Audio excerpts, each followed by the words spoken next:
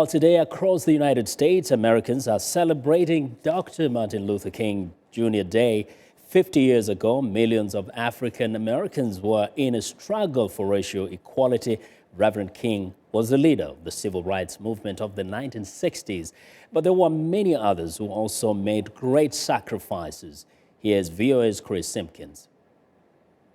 Get on board, children, children, get on board. Hollis Watkins sings a song popular during the 1960s. Let's fight for human rights. Its message was intended to inspire and recruit young people to join the civil rights movement. Watkins and countless others were known as the movement's foot soldiers. They worked quietly behind the scenes to fight segregation and other injustices African Americans faced. The conditions were not good for us. A change needed to be made, a change for the better needed to come about. The grade they thought she was in, she wasn't there. So now we are on a mission now. In Alabama, Shirley Gavin Floyd heads an organization that helps tell the stories and unsolved mysteries of decades ago. She says the foot soldiers of the civil rights movement made great sacrifices. They were on the battlefield. They were the ones who were beaten down. They were the one who was washed down the street. They were the one who was spat upon. Reverend Willie Blue worked behind the scenes too, running what were called freedom schools to educate civil rights workers on registering blacks to vote in the South. And Freedom School was very instrumental in that, in teaching our young people that in turn went out, knocked on doors, talked to people, convinced them to get registered to vote.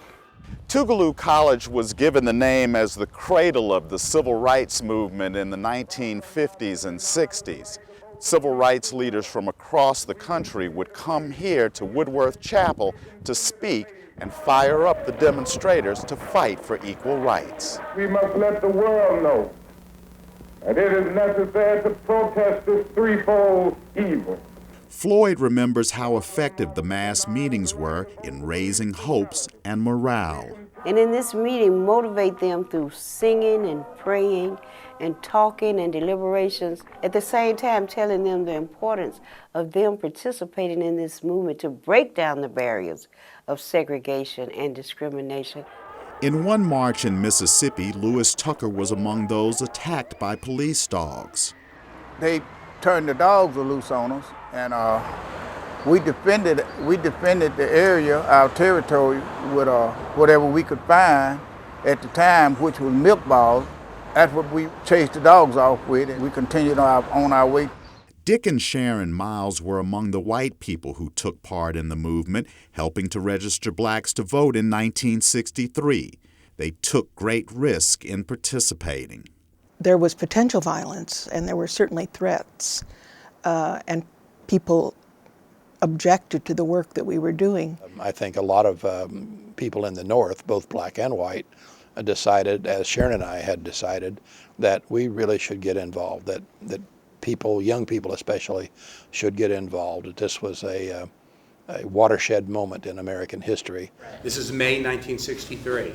Attorney Richard Cohen is with the Southern Poverty Law Center, a renowned civil rights organization. He says many of the unsung heroes should be praised for their efforts.